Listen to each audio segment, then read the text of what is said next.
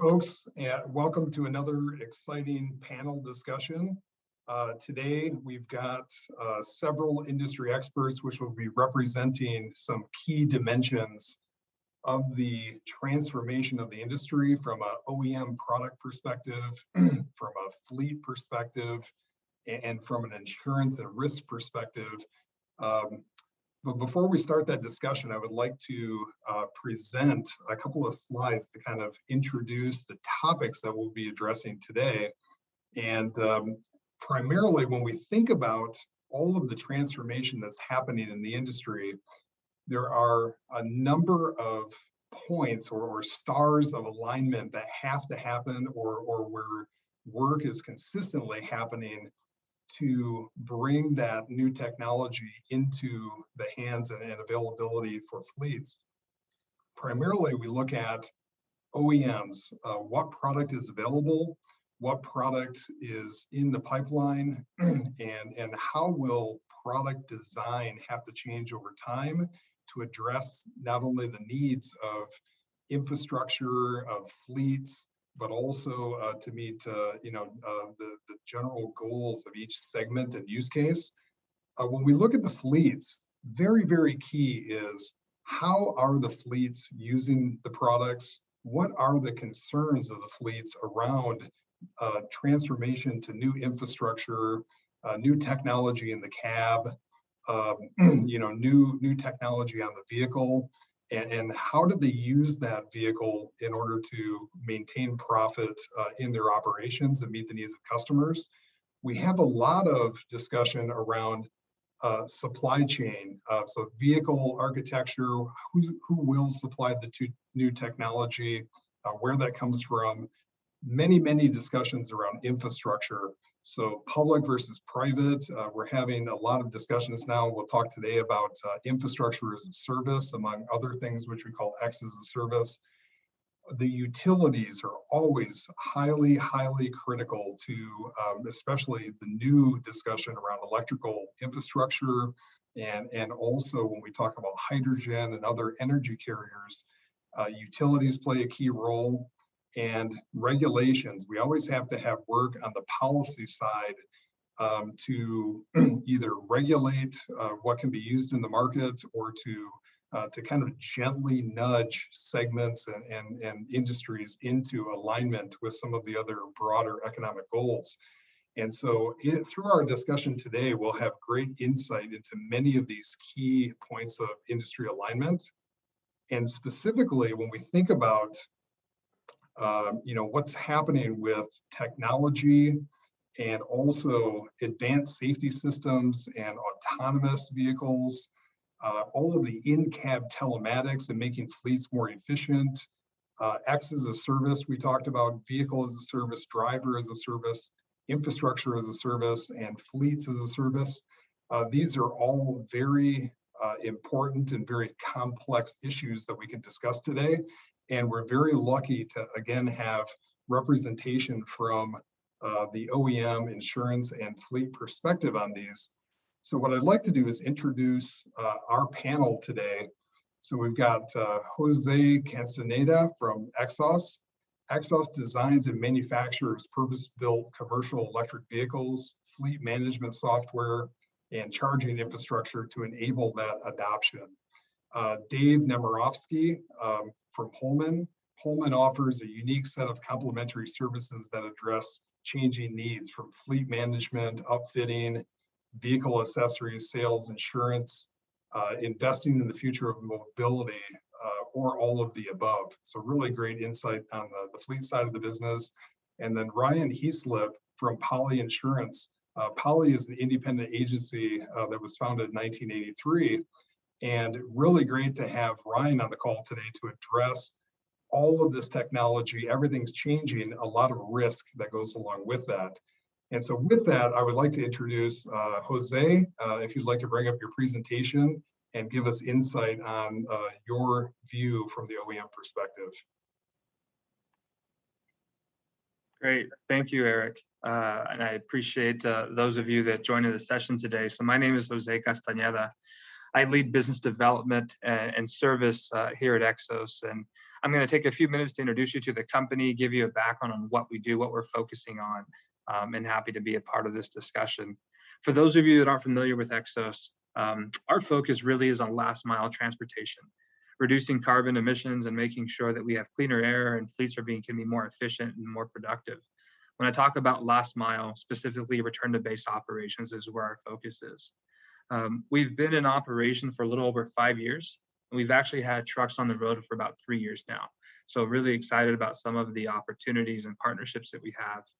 We did go public last year via SPAC. So we're listed on NASDAQ with the XOS ticker symbol, XOS. So feel free to look and follow that. In the last few weeks, we've had a lot of exciting announcements, and I'll talk a little bit more about some of those, but I wanted to highlight some of our current customers who have trucks on the road today or that we're working with. Loomis is a cash and transit company that has had trucks on the road for several years now.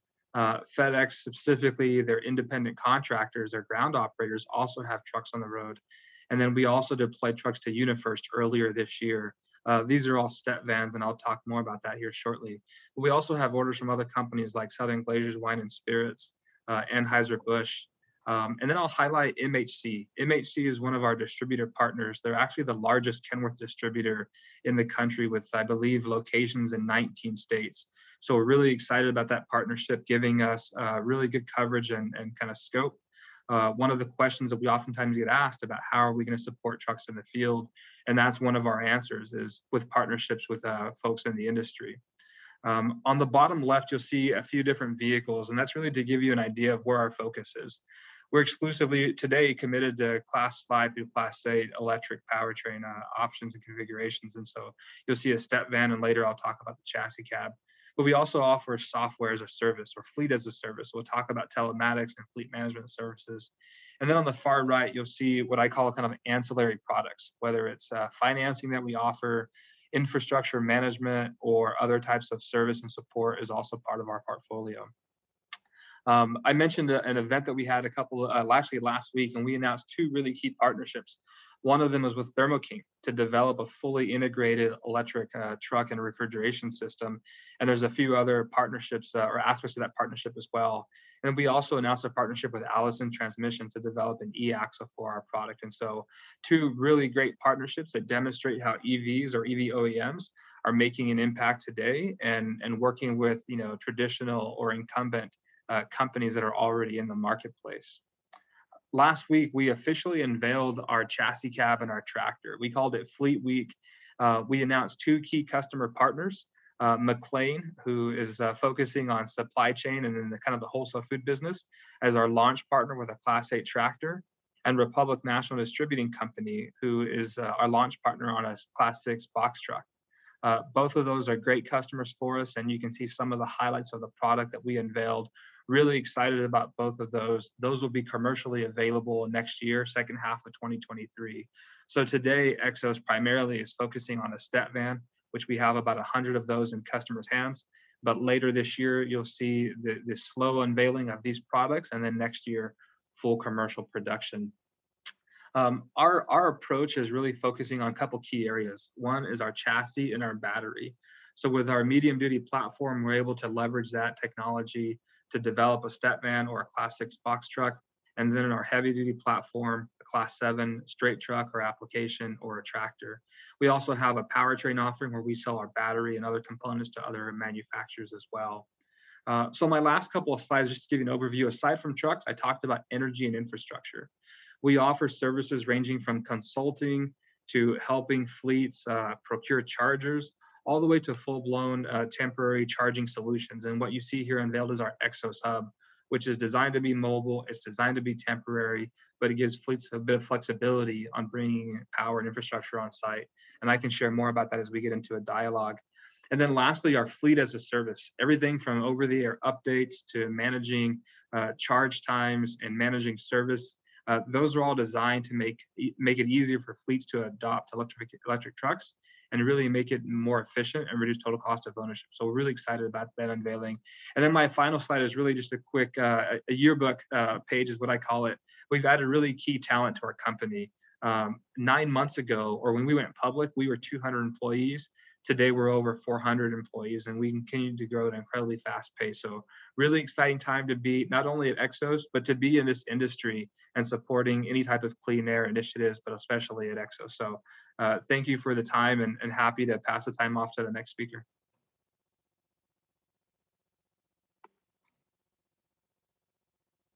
Thank you, Jose. Dave? Yep, I'm gonna go ahead and share my screen. Let me know when you actually have the right view up here. I think we're good now, right? Looks good. All right, cool. Well, yeah, appreciate you having me on. Excited to be with this great panel to talk about obviously what's going on today, but also what might be coming down the pike over the next couple of years, into the next decade and past that. So who HOMAN is. So we're an automotive services company. We focus on both the consumer and commercial customer, really with capabilities in a number of automotive related services.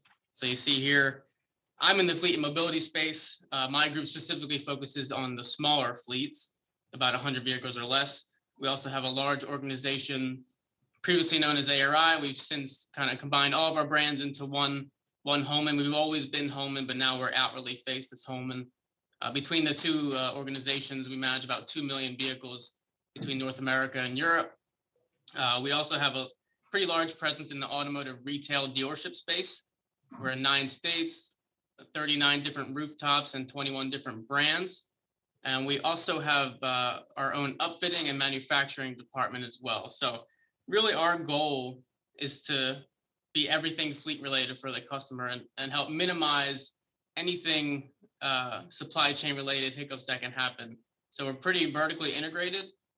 The less hands and different moving parts that a customer would have to deal with, that's our goal, is to kind of make that whole process as streamlined as possible. So what our strategy is, whether you're just a small fleet with 1, 2, a handful of vehicles, all the way up through the large corporate fleets with 25, 30,000, we pretty much start the process off the exact same way. Really understand what the needs are for the customer as first and foremost, and walking through what either it's an immediate need or placing a factory order with today's ultra difficult supply chain times. We know we got to be nimble. So as many different ways that we can offer a strategy to our customers, the best. So whether it's coming up for replacements or that initial order, we walk through that entire process with them.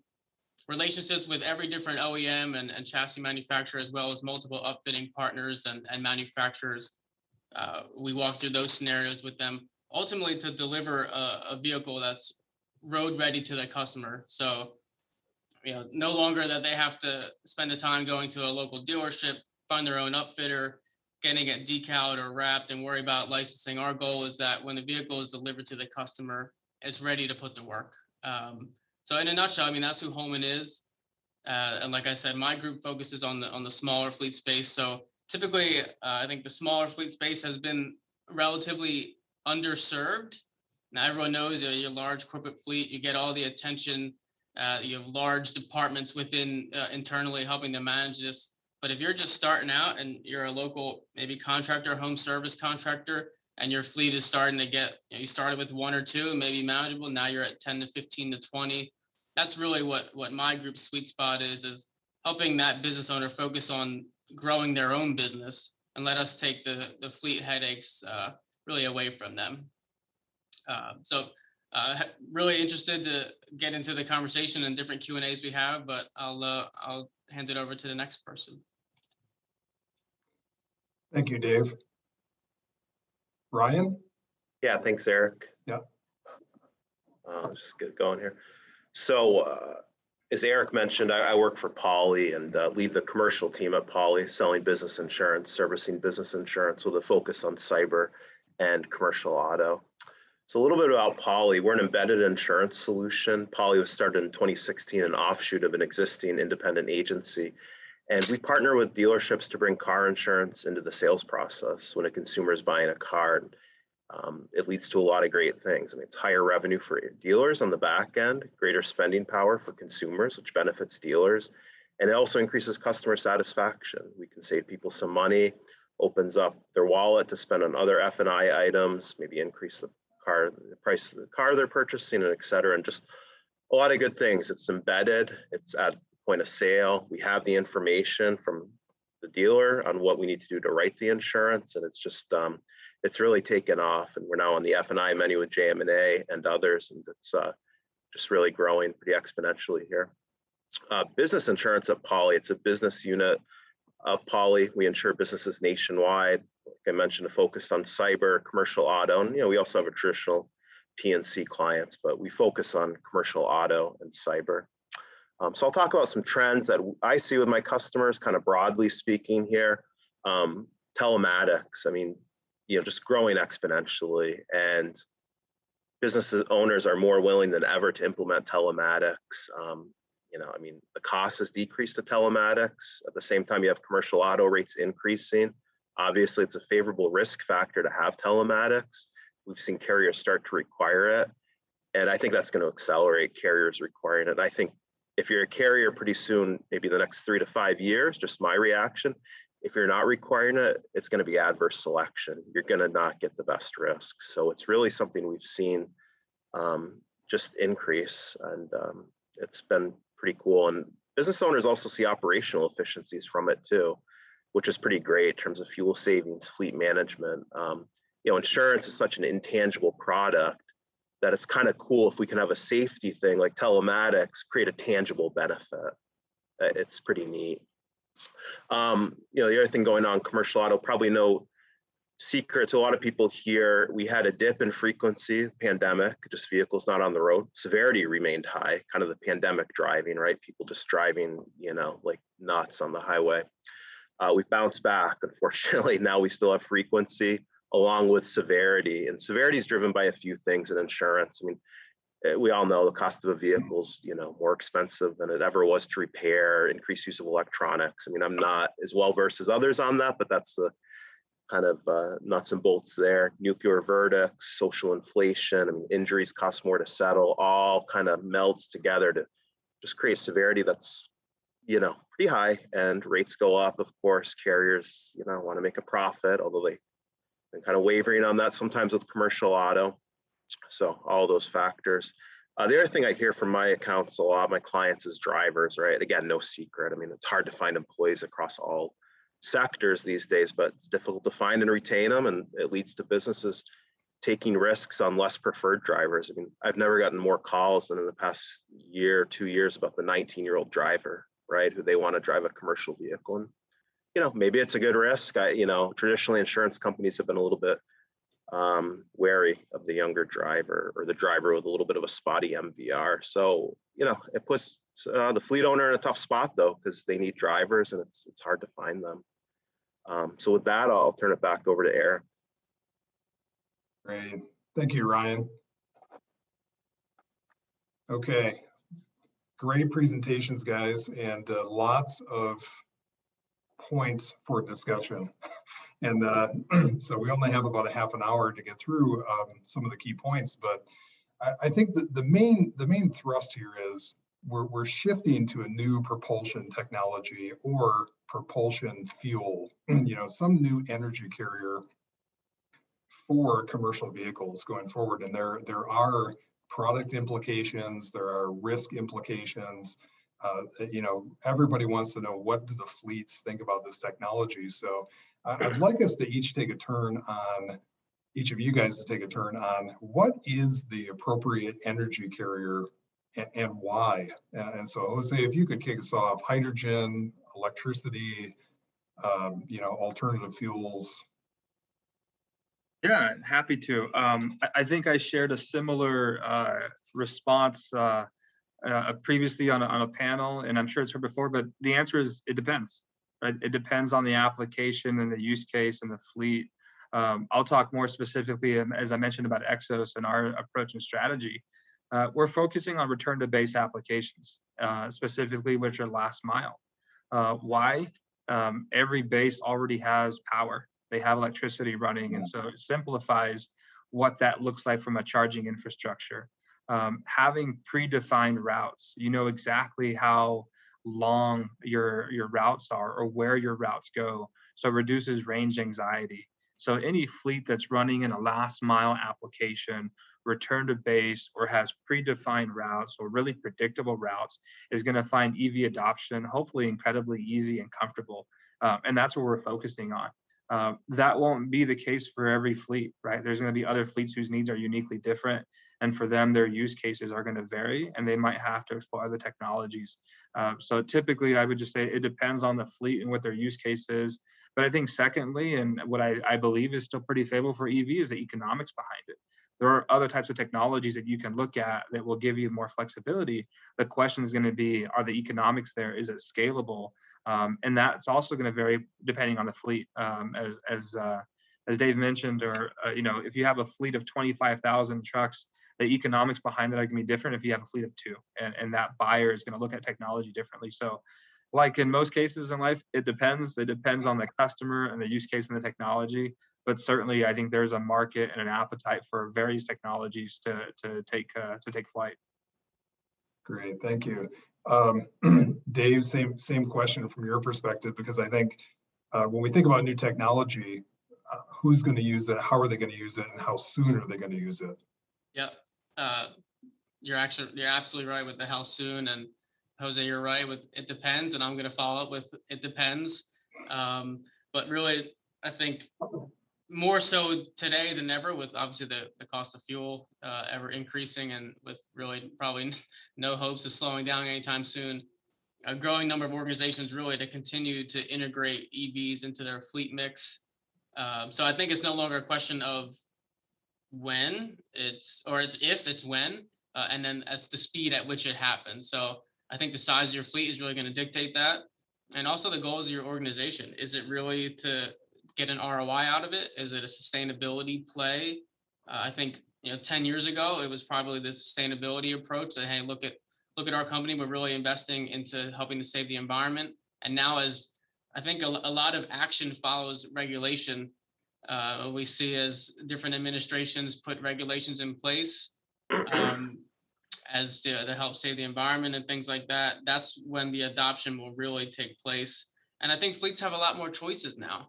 I think the biggest roadblocks before that businesses would face is the infrastructure there to follow it, and do I have the amount of capital upfront to invest in it, because that's it's typically not free, so you got to put the money out front to be able to get some kind of ROI out of it. So Holman just partnered with a company called Electrata to help our customers build out this entire plan.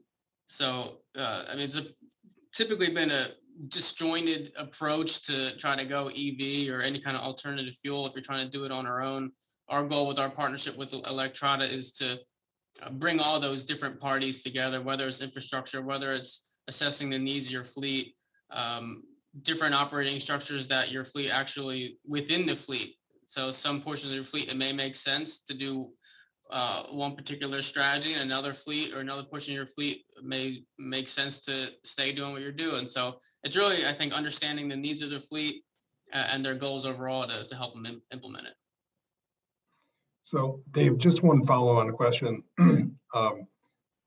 Typical, if you're looking at just a fleet of a few vehicles, electrification makes sense now, later, like for the small fleets, how attractive is an alternative propulsion system at this point?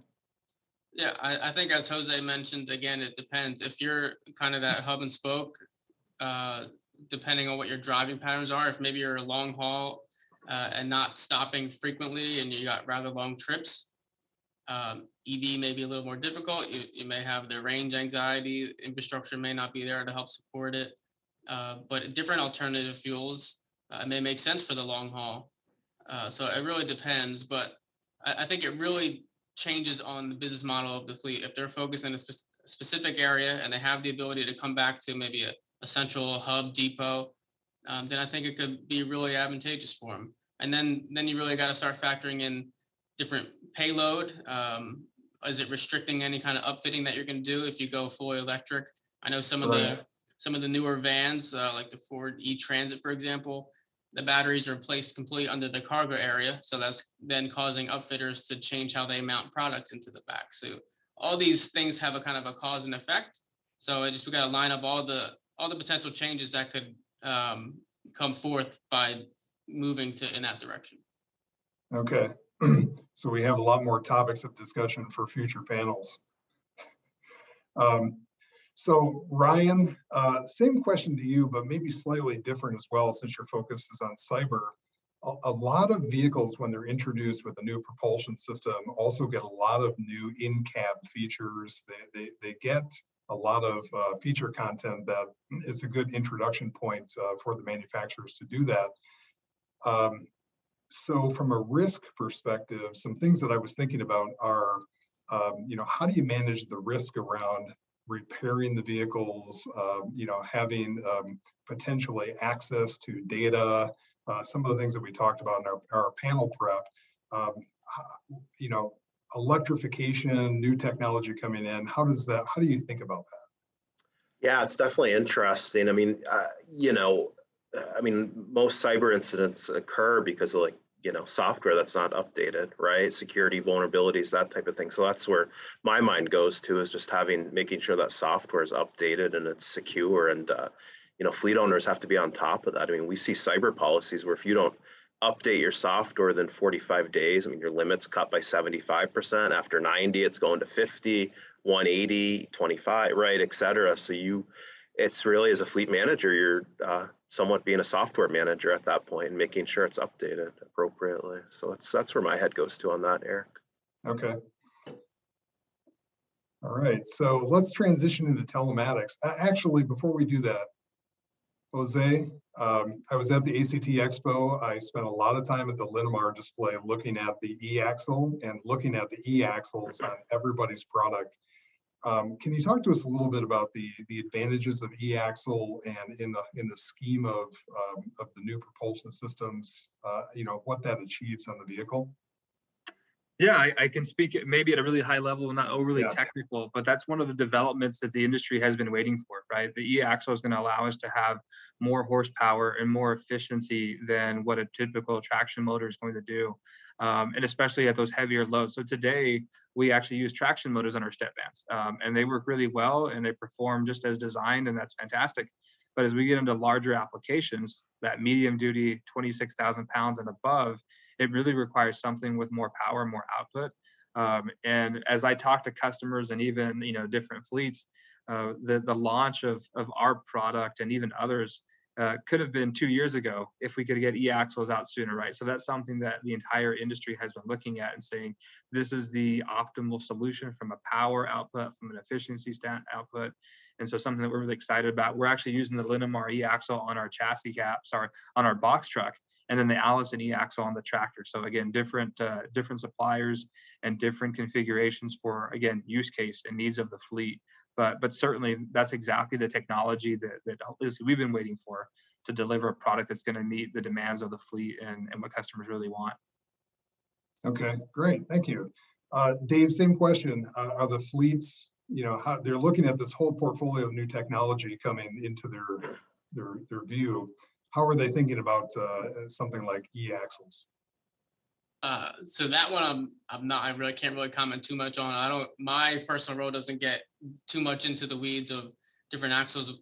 Fortunately, we have much smarter people than myself that do join those calls and can talk a little more technical. So I'm going to defer to Jose and what he said, and can't really comment too much past that one. Okay, great.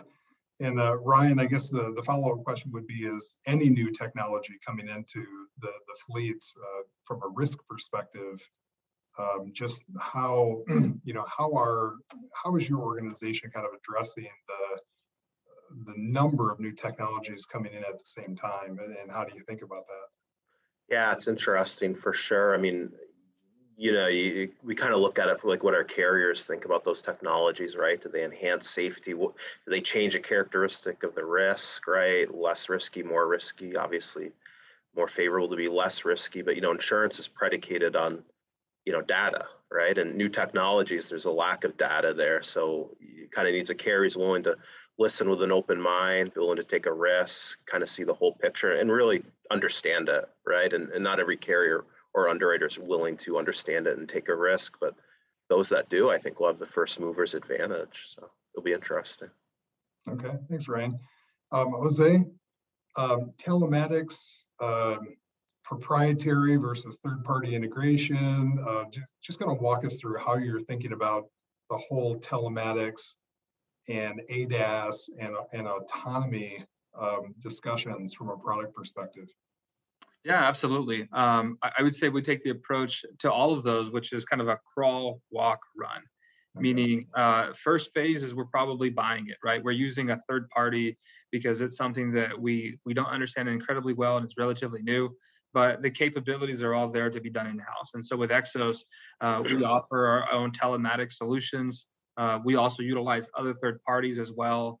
And we're really laying the foundation, as you just kind of outlined, for let's make it an EV, which is not just a powertrain, but let's make it, a technology advanced vehicle.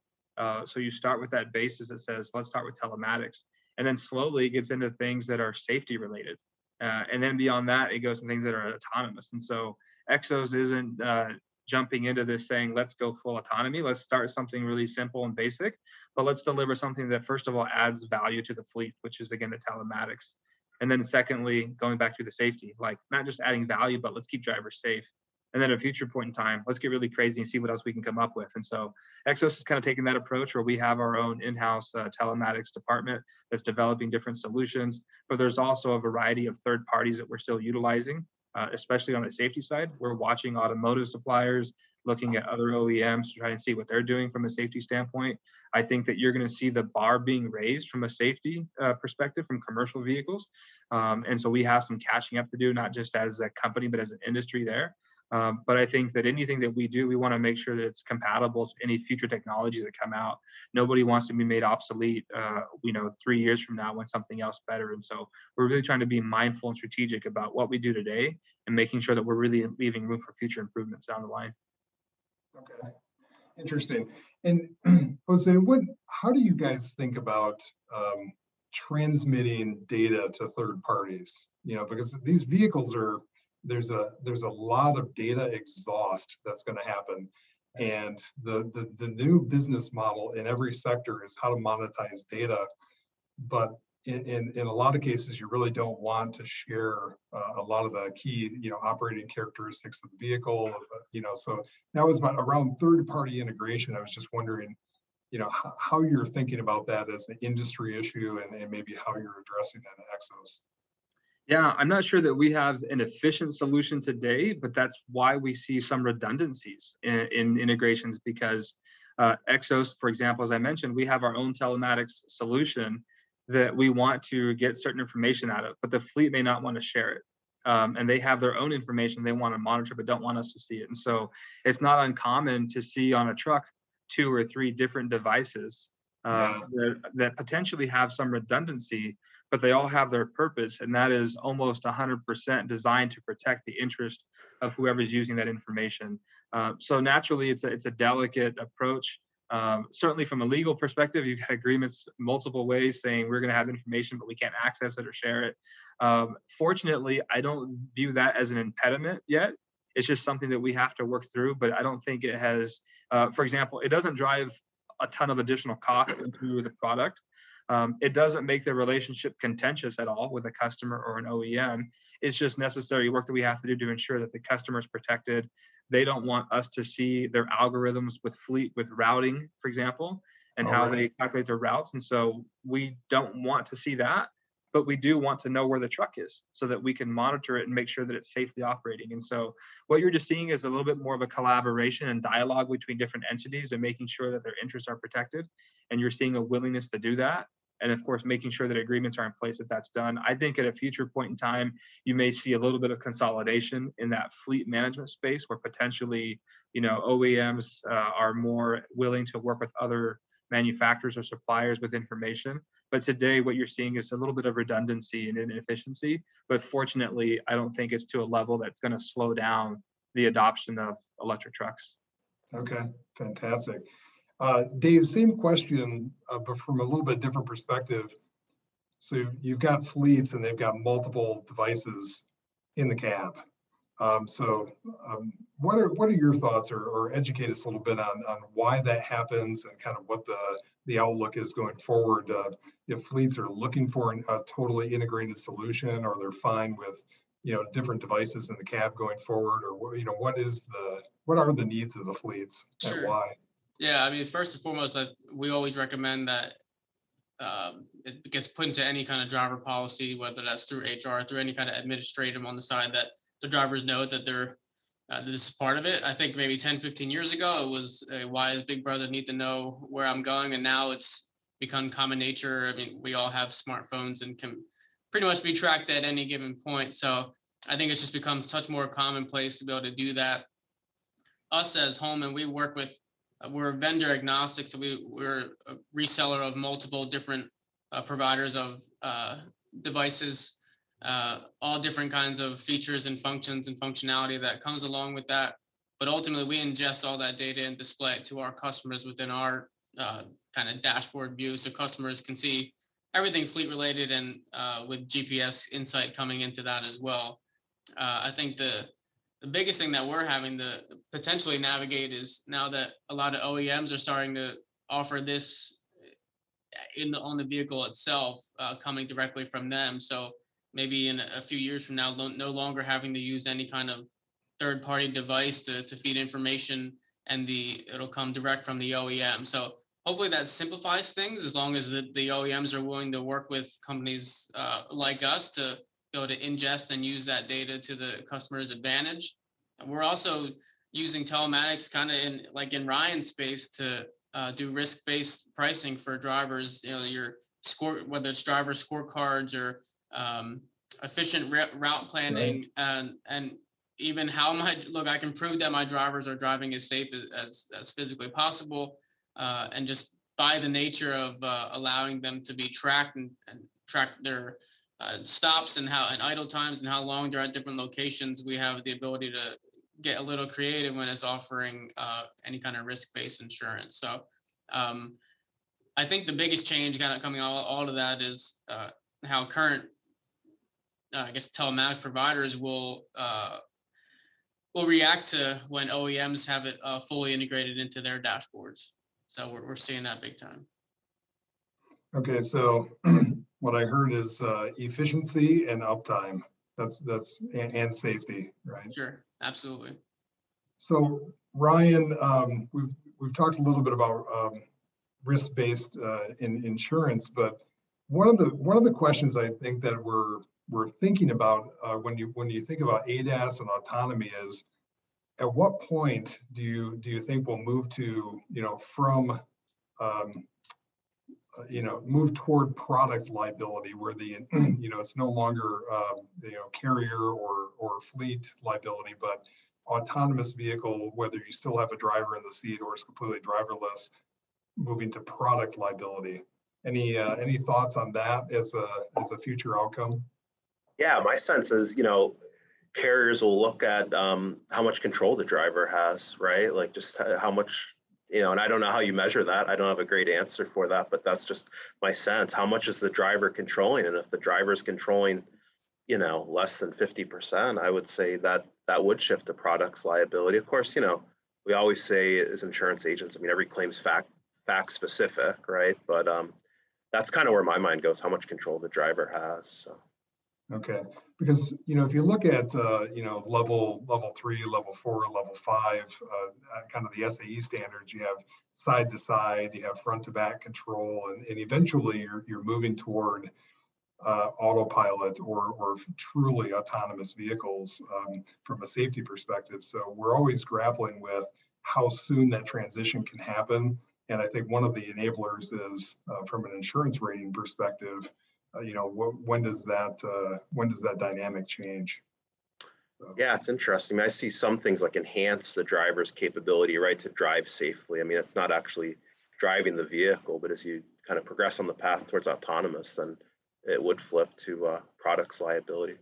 Maybe technology E&O, right? Like a professional liability, it's their work product, and if their work product fails. So it's interesting. Great. Okay, so Let's talk about X as a service. So you've got multiple flavors of X as a service.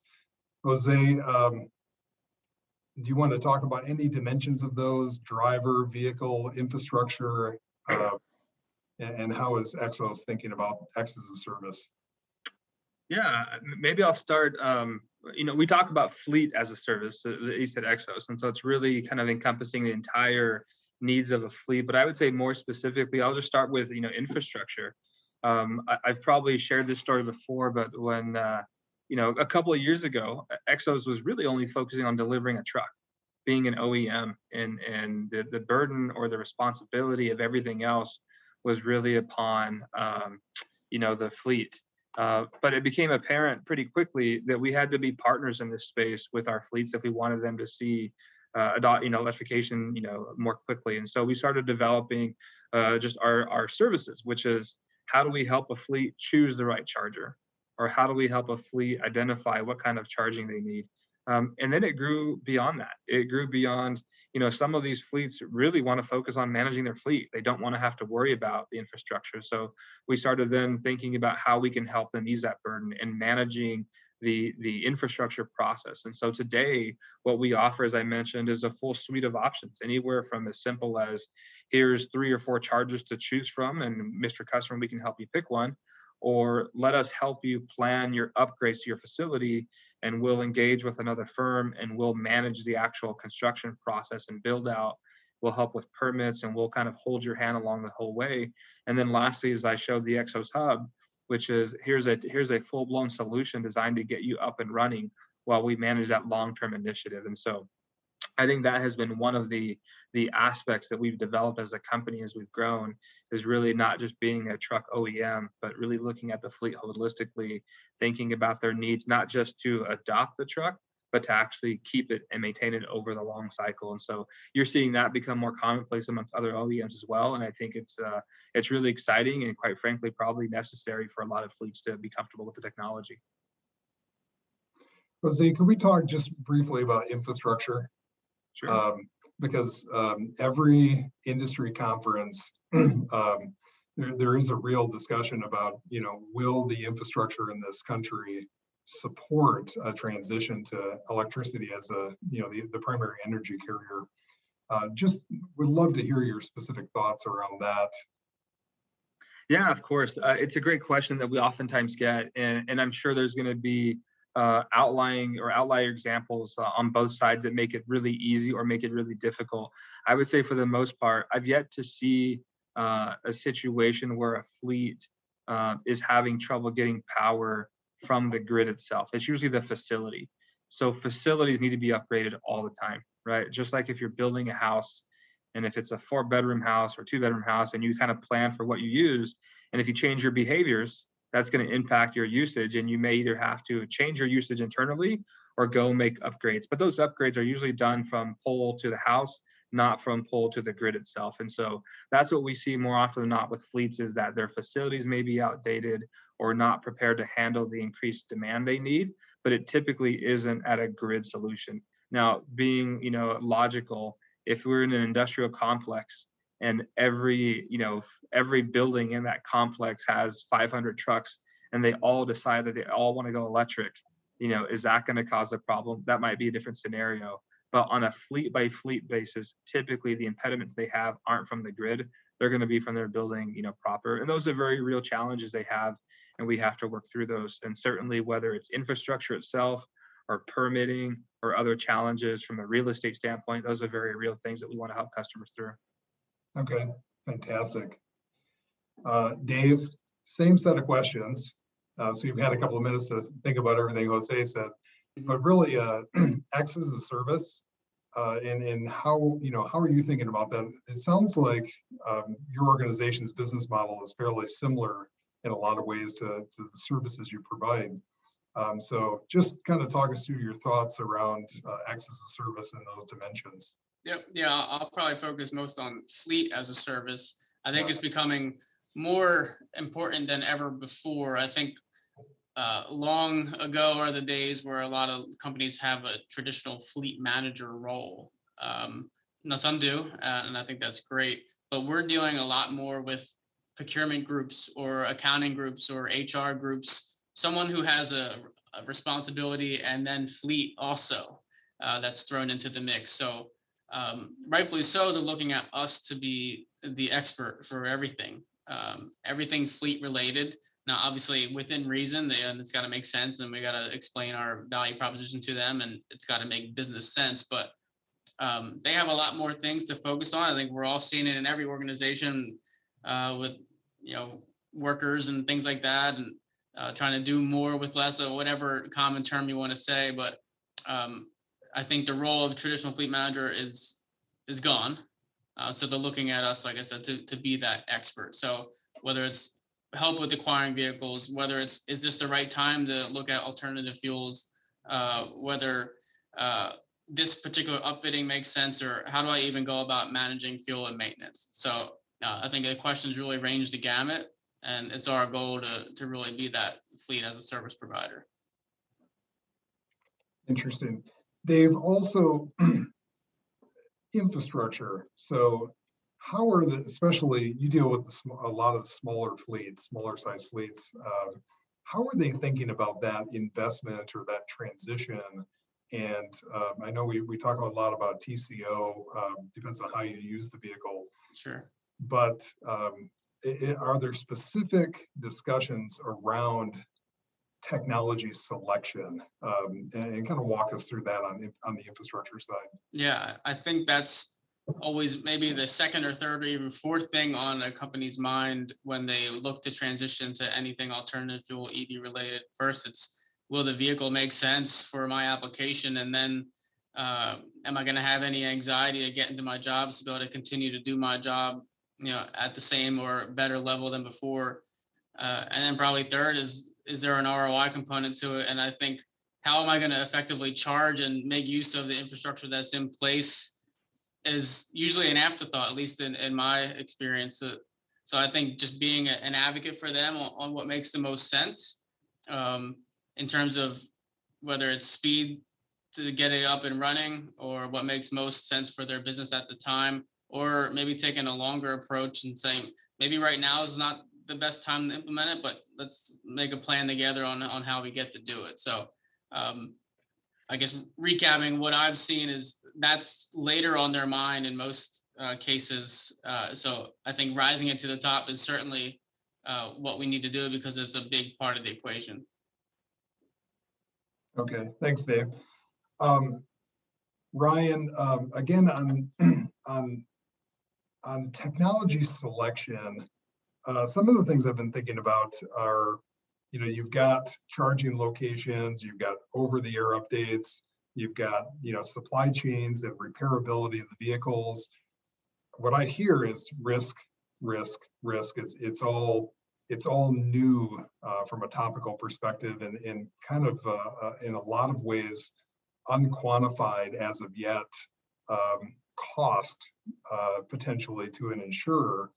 I know you do a lot on the cyber side, but do you have thoughts on how, repairability of the product and potential liability or exposure to over-the-air updates or some of those issues? How will we manage those, or what are the issues that we need to think about around those issues? Yeah, for sure. No, it's interesting to think about. I mean, again, I kind of go to, the data, right? And the value that data could have, good, bad, right? A malicious actor, a hacker, that type of thing. Like what value does that data have to them? And really, how do we protect that data? I mean, multi-factor authentication, just the security updates, et cetera. So it's kind of where my mind goes to, is how do we protect that data, and what exactly is that data, and how useful is it to somebody, good or bad? I mean, hopefully it's more useful in a good sense, right? Yeah. And just helps people manage their fleets better. And I mean, a vehicle that's in good repair is more desirable. So if we have technology that's helping facilitate that, that's certainly desirable. So do you think we'll reach a point where, product owners, when they purchase a vehicle, will have the full history of the usage of the vehicle, not only its ownership? I think so. Yeah. I mean, it's interesting to think about, right? It's like, yeah, it's just all out there, and good, bad, ugly, indifferent, right? It's out there. And So that's kind of interesting to think about. And I think cyber is just going to grow like exponentially, and it's going to be a risk, not just for a technology company, but a trucking company, right? What data do they have? And just really across all industries, there's really no industry that's going to be untouched by cyber exposure. So Ryan, when do you think we'll have, as fleet owners, access to, if we're buying a used truck that's had one or two owners, how long before you think we will, as an industry, will have access to that usage data? I'd like to hear your ideas on that. Yeah, it's interesting to think about, because sellers who share that data are going to be more attractive, right? So the market's going to kind of move that way. And, it's kind of like telematics, right? It's like, if you get a cost break on your insurance and you see some fleet management benefits, like that's going to push us that way, right? So, it seems like within the next 5 years, of course, it takes a little while to get the new vehicles on the road, right? And that type of thing. But yeah, it's interesting to think about for sure, but I think in the next decade, absolutely, Eric. Okay. Yeah, because why I was thinking of that is already you see some of the new technology vehicles that are going through the auction lanes. They're checking the state of the batteries. The big repair items, from a cost perspective, they're checking the quality of those because it impacts the residual value or the auction value of the vehicle. So from a natural extension perspective, owners are going to want to have as much information as possible on how that product was used. So always looking for, where are those inflection points in the industry where consumers are going to want something different. So we're always trying to pin Dave down on what do the fleets want, right? Because that's the most valuable information you can understand, is what do your customers want, but then also the inflection points where new capability is brought to the market that will influence how people purchase a product, or which ones they purchase. Yeah, the fleet owners I speak to, I think would definitely be interested in that when they're buying pre-owned vehicles. Absolutely. Okay. Yeah, because whenever you buy something, if it's shiny, the paint's good, looks like it's been taken care of, but detail shops do a great job. Yeah. We're running pretty close on time. We've got just a few minutes left. I would like to very quickly talk about policy and regulation, because what we used to call it in the light vehicle sector is legislative forcings, right? So when you have a structure or from an economic perspective where technology is not selected, that happens outside of the US, where governments will choose, this is our technology solution for this sector of the market. In the US, industry is primarily left to have the best cost benefit ratio, and also what meets the needs of consumers. But sometimes you need that policy influence in order to really force an industry in a certain direction. Jose, current policy climate, do we need more policy to encourage faster adoption? Do we need incentives? What do we need to encourage transition to the new paradigm? Yeah, so you're asking the guy that's based in California, right? So we've got we have a little bit of both. And so for those that aren't familiar with what's happening in California, this is now a couple years old. It started first with the incentive, right? So there's incentives for fleets to go to a zero emissions technology. And that zero emissions, I think, has been broadened to include, a variety of different technologies that would meet the requirement for zero emissions. So it starts first with incentives to do that. And those programs get reviewed on a pretty regular basis.